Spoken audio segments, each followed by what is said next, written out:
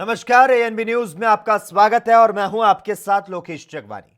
पिछले कई दिनों से स्वास्थ्य संबंधी समस्याओं से जूझ रहे स्वास्थ्य मंत्री अनिल विज से मिलने के लिए अंबाला पहुंचे सीएम मनोहर लाल ने उनसे मुलाकात की और उनका हालचाल जाना। मनोहर लाल के दौरे के मद्देनजर विज की शास्त्री कॉलोनी स्थित कोठी के आसपास बड़ी संख्या में पुलिस बल तैनात रहा। दोनों नेताओं के बीच विभिन्न मुद्दों पर बातचीत हुई और इस मौके पर सीएम मनोहर लाल ने कहा कि किसानों से पहले भी लगातार बातचीत होती रही है और इसके रास्ते खुले हैं। किसानों और सरकार के बीच बातचीत से इसका हल निकलेगा। उन्होंने किसानों के मुद्दे को जल्द हल होने का भरोसा जताया। इसके साथ ही उन्होंने कहा कि प्रधानमंत्री नरेंद्र मोदी कह चुके हैं कि इस मुद्दे का हल आपसी बातचीत से होगा।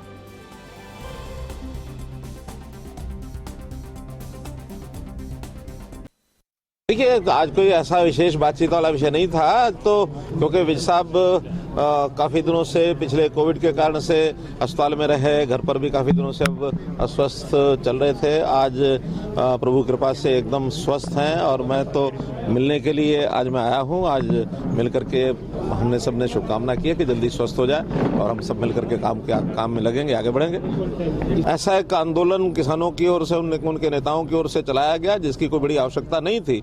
फिर भी चूंकि उन्होंने किया है, लोकतंत्र में हर एक को अपनी बात कहने का, बात उठाने का एक स्वतंत्रता होती है। उन्होंने एक बात कही है, बातचीत के माध्यम से मुझे लगता है सारा सुलझ जाएगा। प्रधानमंत्री जी ने स्वयं कल एक ऑफर की है कि बातचीत के रास्ते खुले हैं, आ जाएं, बात करें और उसमें से रास्ता निकालेंगे। मुझे लगता है जल्दी रास्ता निकल जाएगा। पूछने के लिए आए थे। मैं लगभग 2 महीने से कोरोना से मैं बीमार हूँ। तो पहले भी वो आए थे, मेदांता में भी आए थे और आज वो हालचाल पूछने। नहीं, लॉ एंड ऑर्डर की स्थिति को मेंटेन रखने के लिए कुछ कदम उठाने पड़ते हैं, तो उसके तहत ये उठाए गए और जल्दी ये बहाल हो जाए। वहीं हरियाणा के कई जिलों में बंद इंटरनेट की समय सीमा को 1 फरवरी शाम 5 बजे तक बढ़ा दिया गया है। आपको बता दें, हरियाणा सरकार रोजाना इंटरनेट बंदी का एक दिन बढ़ा रही है, जिससे लोगों को भारी दिक्कतों का सामना करना पड़ रहा है। वहीं इसके पहले 31 जनवरी शाम 5 बजे तक सेवाएं बंद रखने का ऐलान किया गया था और रविवार को हरियाणा के सीएम मनोहर लाल ने कहा था कि हमने पूरा साल कोरोना काल में बिता दिया, छात्रों की कक्षाओं समेत सब कुछ डिजिटल हो गया। मेरा मानना है कि सरकार ने 26 जनवरी के बाद स्थिति को देखते हुए इंटरनेट सेवा पर रोक लगाने के लिए कदम उठाए थे, लेकिन अब सेवाएं बहाल की जा रही है। देखिए, हम लोगों ने जितनी व्यवस्थाएं पहले अब तक की हैं, कांग्रेस तो कभी पूरे जन्म में भी नहीं कर सकती थी। हमने सब व्यवस्थाएं, कोविड का पूरा साल निकल गया जिसके अंदर बच्चों की पढ़ाई ऑनलाइन सब कुछ किया था, लेकिन जिस प्रकार की परिस्थितियां अभी 26 जनवरी के बाद बनाई गई हैं और उसमें मैं समझता हूँ कांग्रेस ने भी उस सारे में अपना जो कुछ योगदान किया है वो बिल्कुल भी जिसको कहना चाहिए उसकी निंदा की जानी चाहिए। लेकिन इस सारी घटना के बाद चीज़ों को कंट्रोल करना, रोकना, ये एडमिनिस्ट्रेशन का काम होता है। एडमिनिस्ट्रेशन ने अपने कुछ फैसले लिए हैं, उन फैसलों के कारण से वो इंटरनेट बंद रखना ही शायद उचित था। लेकिन अब जैसे स्थितियां सामान्य हो रही हैं, धीरे धीरे उनको सब इंटरनेट की सारी। दिल्ली में रविवार को प्रदेश कांग्रेस कमेटी ने एक बैठक की जिसमें उन्होंने आगामी एमसीडी चुनाव समेत कई मुद्दों पर चर्चा की। इस मौके पर दिल्ली प्रदेश कांग्रेस कमेटी के अध्यक्ष अनिल कुमार ने किसान आंदोलन को लेकर केंद्र की मोदी सरकार पर जमकर निशाना साधा। उन्होंने कहा कि केंद्र सरकार दिल्ली में आंदोलन कर रहे किसानों को कभी आतंकवादी कहती है, कभी खालिस्तानी कहती है, तो कभी पाकिस्तानी कहती है। ये उनके लिए बेहद ही शर्म की बात है। ये दमनकारी सरकार है।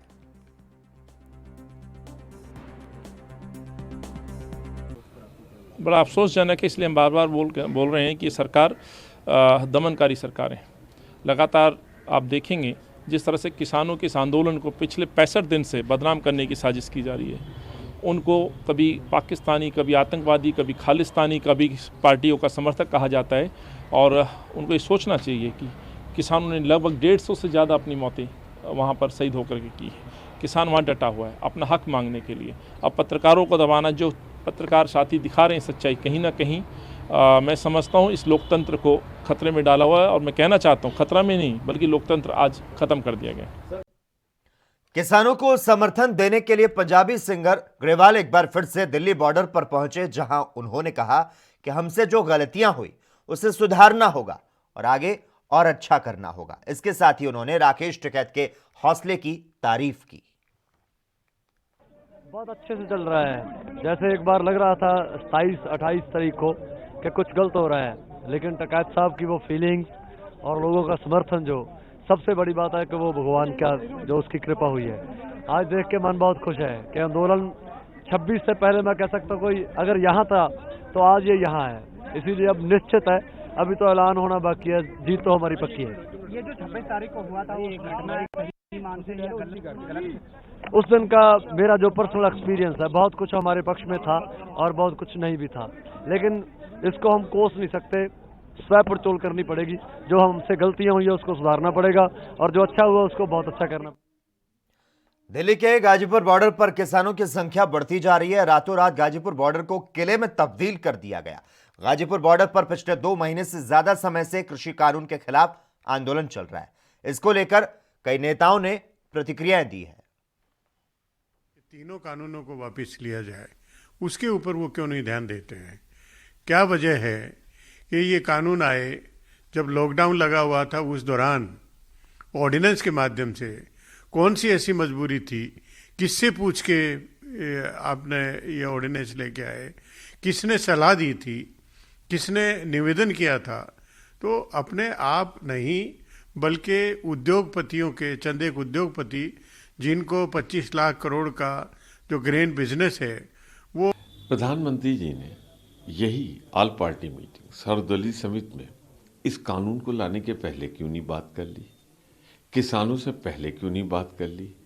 पूंजीपतियों के लिए इतनी उनके हित साधने की जल्दी थी कि ऑर्डिनेंस ले आए, कानून बना दिया, ध्वनिमत से पारित करा दिया, वोटिंग तक नहीं होने दी राज्यसभा में। तो ये उतावलापन क्यों है पूंजीपतियों के लिए? उन्हें सोचना चाहिए किसानों के हित में। देखिए, माननीय प्रधानमंत्री जी ने जो ऑल मीटिंग में अपनी बात रखी है, उससे एक बात तो साफ हो गई है कि वो 1.5 साल के लिए कानून टालना चाहते हैं, लेकिन कानून खत्म नहीं करना चाहते, क्योंकि वो कंपनी बेस के लिए काम कर रहे हैं। हम लोग सोचते थे मोदी जी देश के लिए काम कर रहे हैं। और देश के कृषि मंत्री नरेंद्र सिंह तोमर जी ने किसानों के नाम पर आंदोलन चलाने वाले नेताओं के साथ बातचीत के दरमियान जो भी कहा है, उसके साथ गवर्नमेंट सरकार बिल्कुल डटी हुई है और ये भी स्पष्ट कर दिया है कि यदि अभी तक सहमति नहीं बन पाई है, फिर भी सरकार सहमति के माध्यम से, संवाद के माध्यम से ये मामला सुलझाना चाहती है। 26 बातचीत जो है कब होनी चाहिए? निर्णय लेने के पहले, या एक निर्णय लेकर आप वहाँ खड़े हो गए और उस पर बातचीत होनी चाहिए? मतभेद यही है। आपने इतना बड़ा निर्णय लिया जिसे पूरे मैंने देश की कृषि, जिस पर 70 करोड़ आबादी निर्भर है, उसका चरित्र बिल्कुल बदल रहा है। और निर्णय लेने के पहले न आपने राज्य सरकारों से बात की, न किसान संगठनों से बात की, और अचानक भीम में आया और अध्यादेश जारी किया और बगैर संसद में चर्चा कराए इसको पास कर दिया। और उसके बाद कह रहे हैं कि नहीं साहब, आप जो है बातचीत से भाग रहे हैं, हमारा प्रस्ताव वहाँ मंजूर पड़ा हुआ है। कैबिनेट मंत्री नवाब मलिक ने किसान आंदोलन को लेकर सरकार को घेरा और इस कड़ी में नवाब मलिक ने कहा कि 26 जनवरी के बाद आंदोलन को नई धारा आ गई है, इसमें कहीं ना कहीं डर है। आगे और उन्होंने क्या कुछ कहा, आपको सुनाते हैं। 4 महीने से अधिक किसान आंदोलन चल रहा है।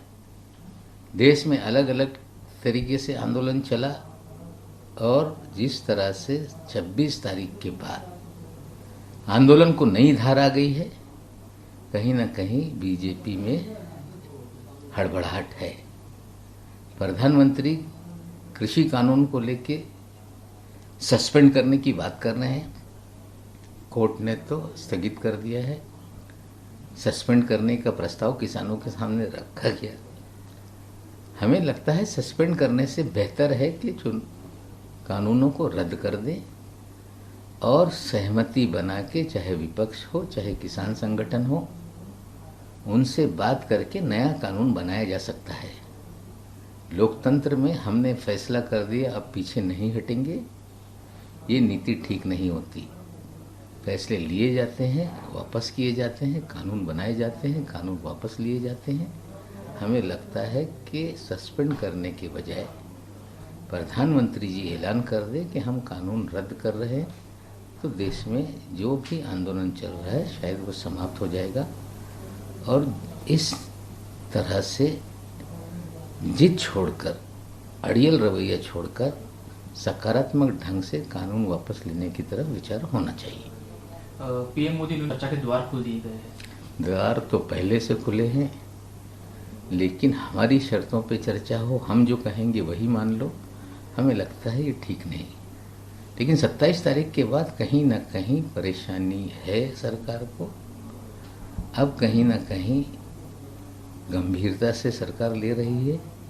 इन्हें समझ में नहीं आ रहा है कि आंदोलन दबाने से, कुचलने से खत्म नहीं होते, आंदोलन दबाने से और तेज हो जाते हैं, जिसका अनुभव अब सरकार को आने लगा है। दिल्ली पुलिस ने गणतंत्र दिवस के दिन हुई हिंसा के दौरान आईटीओ पर एक प्रदर्शनकारी की मौत के बारे में लोगों को कथित रूप से गुमराह करने को लेकर कांग्रेस सांसद शशि थरूर के खिलाफ मामला दर्ज किया है। इस कड़ी में महाराष्ट्र के कैबिनेट मंत्री नवाब मलिक ने भारतीय जनता पार्टी पर तंज कसा। शशि थरूर जी पे देशद्रोह का मुकदमा दर्ज किया गया। हमें लगता है बीजेपी देश में अपने आप को राष्ट्रवादी और बाकी सारे देशद्रोही, ये जो उनका एजेंडा है उस पर काम कर रही है। कोई आंदोलनकारी हो वो देशद्रोही, कोई लीडर बात कर ले तो देशद्रोही।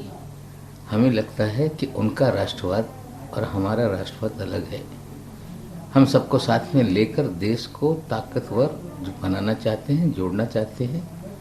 और भारतीय जनता पार्टी और संघ परिवार का राष्ट्रवाद ये विभाजनकारी राष्ट्रवाद है। वो कितना ही लोगों पे सत्ता का दुरुपयोग करके देशद्रोही साबित करने की कोशिश करें, हमें लगता है लोकतंत्र में सत्ता परमानेंट किसी के साथ नहीं रहती। और सत्ता का दुरुपयोग करके ये सारी चीज़ें जो की जा रही है वो जनता भली भांति देख रही है, देश खुले आंखों से। किसान आंदोलन को लेकर विपक्षी पार्टियां लगातार केंद्र सरकार पर निशाना साध रही है। समाजवादी पार्टी के अध्यक्ष और यूपी के पूर्व मुख्यमंत्री पहले ही कह चुके हैं कि सपा नए कृषि कानूनों का विरोध करती है। एक बार अखिलेश यादव ने ट्वीट कर सरकार पर निशाना साधते हुए कहा कि बीजेपी द्वारा किसानों को बदनाम करने के प्रपंचों से किसान बेहद ही आहत है।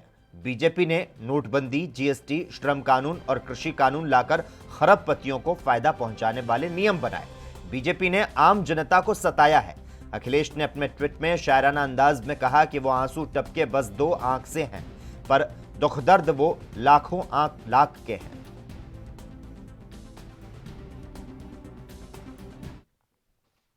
उत्तर प्रदेश के हापुड़ में एक कॉलेज के 50वें स्थापना दिवस के मौके पर कृषि मंत्री सूर्य प्रताप शाही पहुंचे। उन्होंने कहा कि भारत सरकार ने बड़े ही संवेदनशीलता के साथ बातचीत की और इसके साथ ही उन्होंने कहा कि बात तर्कों के आधार पर हो सकती है, हित के आधार पर किसी चीज का विकल्प नहीं। इसीलिए लोकतंत्र के भीतर वार्ता और संवाद किसी चीज का समाधान है।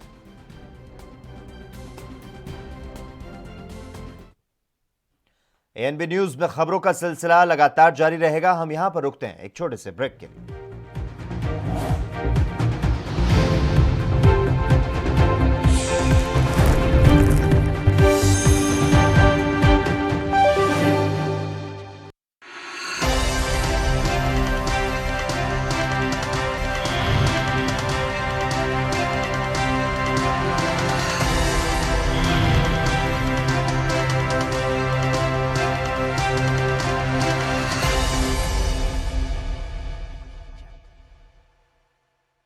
क्या आप दुबले पतले कमजोर हैं? आपकी सेहत नहीं बनती, भूख कम लगती है, वजन नहीं बढ़ता। दरअसल मेन बात खाना पीना खाना नहीं है, मेन बात है खाया पिया लगना। और अगर खाया पिया लगेगा ही नहीं तो सेहत बनेगी कैसे?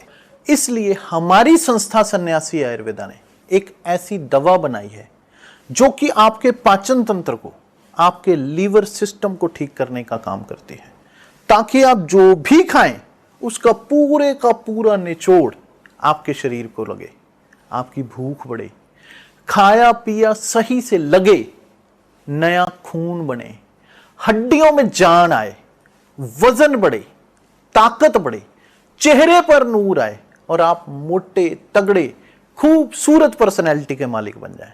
यह दवा पूरी तरह से आयुर्वेदिक होती है। इसका शरीर पर कोई भी साइड इफेक्ट, कोई भी नुकसान या दुष्प्रभाव नहीं होता।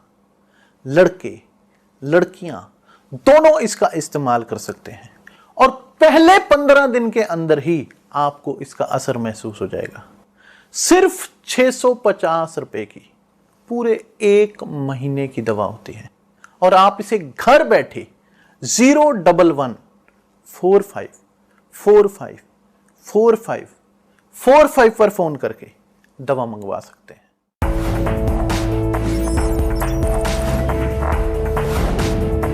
कम ब्रेक।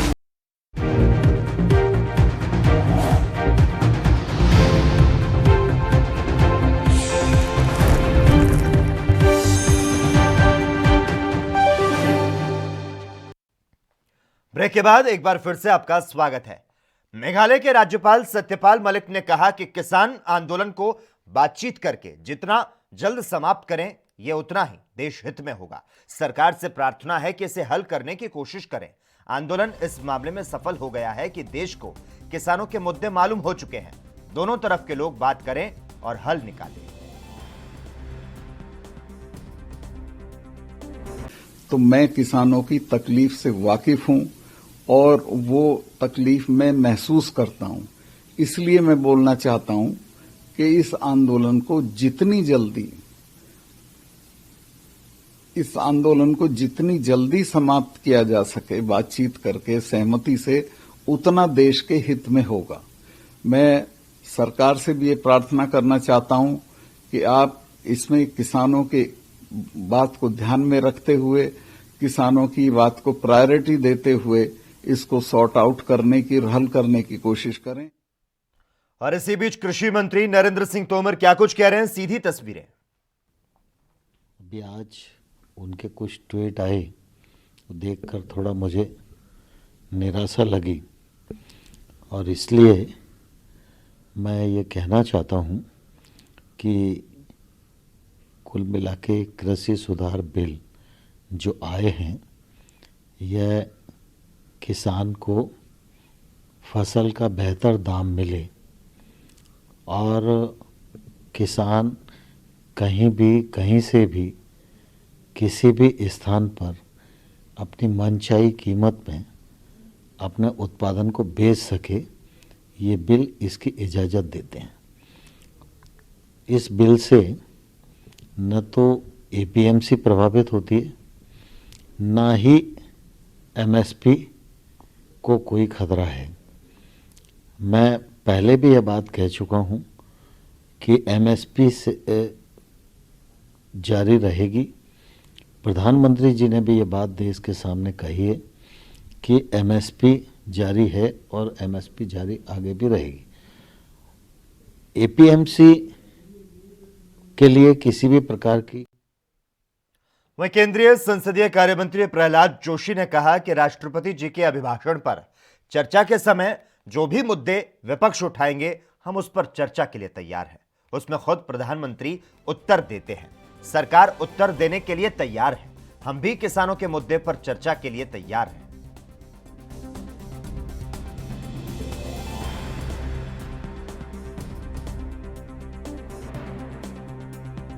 राष्ट्रपति जी का अभिभाषण हुआ है, उसके चर्चा के लिए समय तय करना था, वो तो कर दिया है बीएससी में।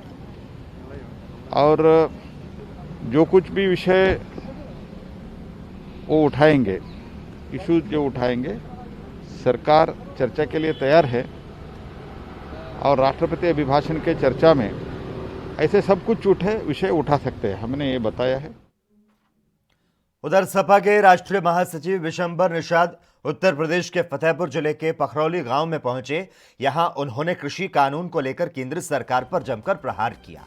तो साथ ही उन्होंने कहा कि दिल्ली पुलिस की व्यवस्था इतनी अच्छी होती तो किसानों ने पहले ऐलान कर दिया था, तो फिर इंतजाम क्यों नहीं किए गए। कुछ अराजक तत्वों ने इस घटना को घटित किया। किसान यूनियन के नेता, टिकैत और अन्य संगठनों के लोगों का कहना है जो झंडा फहराया था वह भारतीय जनता पार्टी के एजेंट हैं। अमित शाह और मोदी जी, योगी जी के साथ उनकी फोटो है। भारतीय जनता पार्टी का आदमी है, उसके खिलाफ कार्रवाई करें। जो घटना घटित हुई यह शर्मनाक है। राष्ट्रीय ध्वज को उतारकर अपमान नहीं करना चाहिए था। भारतीय जनता पार्टी के गृह मंत्री जी को इस्तीफा दे देना चाहिए क्योंकि दिल्ली पुलिस उनकी है।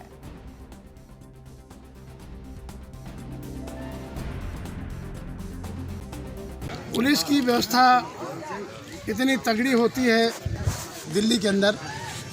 अब कैसे, जब किसानों ने ऐलान कर दिया था कि हम जाएंगे, इसी बीच कुछ अराजक तत्वों ने, जो किसान यूनियन के लीडर हैं, जो उसकी अगुवाई कर रहे थे, टिकैत जी या अन्य उनके संगठन के लोग, उनका कहना यह है कि जो व्यक्ति वो झंडा फहराया था वो भारतीय जनता पार्टी के एजेंट है। अमित शाह जी और मोदी जी के साथ, योगी जी के साथ उनकी फोटो है। भारतीय जनता पार्टी का आदमी है, वो हमारा आदमी नहीं है। उसकी जांच कराइए और जो भी दोषी है उसके खिलाफ कार्रवाई होना चाहिए।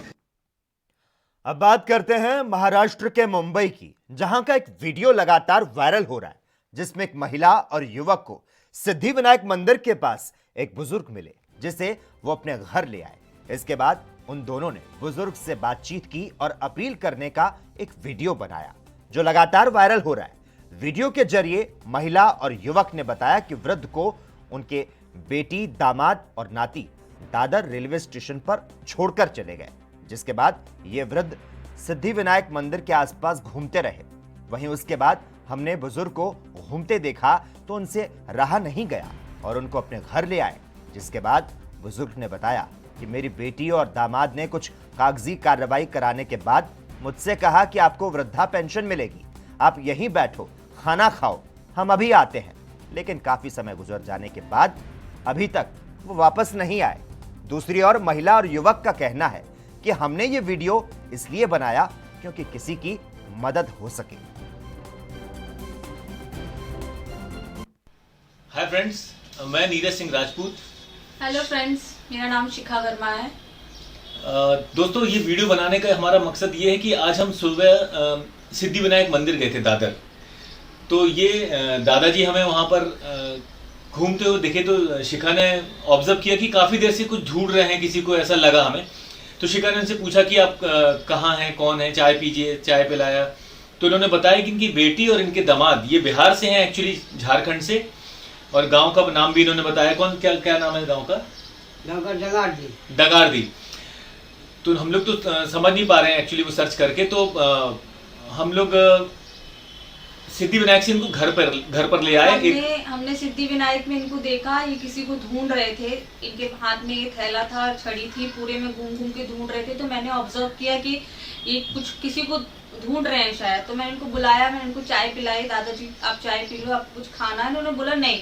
फिर उन्होंने बताया कि कल रात में इनकी लड़की, दामाद और नाती थे, वो आए हुए थे और उन्होंने किसी पेपर वर्क करवा के पेपर पे साइन वगैरह कराया कि इतने इतने पैसे हैं ये वो, और इनको बोला आप यहीं बैठो, खाना खाओ, हम लोग आते हैं, और ऐसे बोल के छोड़ के चले गए।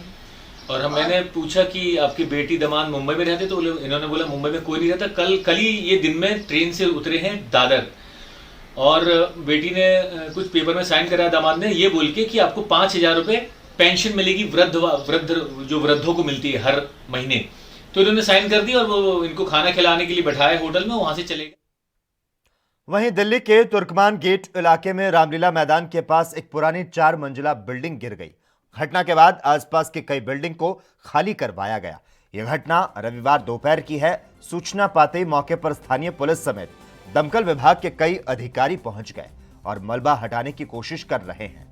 पुलिस के मुताबिक किसी के हताहत होने की कोई खबर सामने नहीं आई है, ना ही इमारत गिरने से किसी के घायल होने की जानकारी है। रिपोर्ट के मुताबिक इमारत पहले ही खराब हालत में थी और अधिकारियों ने खतरे को भांपते हुए इसे पहले ही खाली करा लिया था। इमारत गिरते वक्त कितने लोग उसके आसपास थे, फिलहाल अभी साफ नहीं हो पाया है। फिलहाल पुलिस के साथ साथ राहत बचाव कार्य के लिए फायर ब्रिगेड की गाड़ियां मौके पर मौजूद है।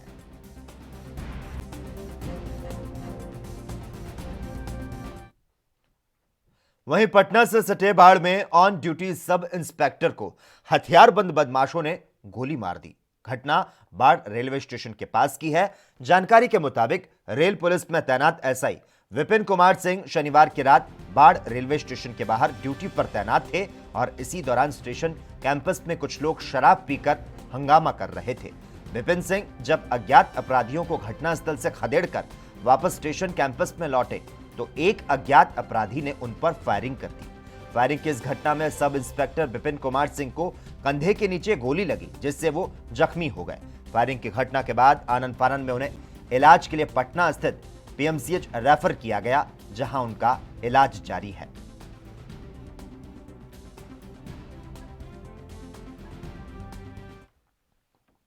और इसी के साथ ही इस वक्त के बुलेटिन में बस इतना ही। तमाम अहम खबरों के लिए लगातार आप जुड़े रहिए हमारे साथ और देखते रहिए एएनबी न्यूज़।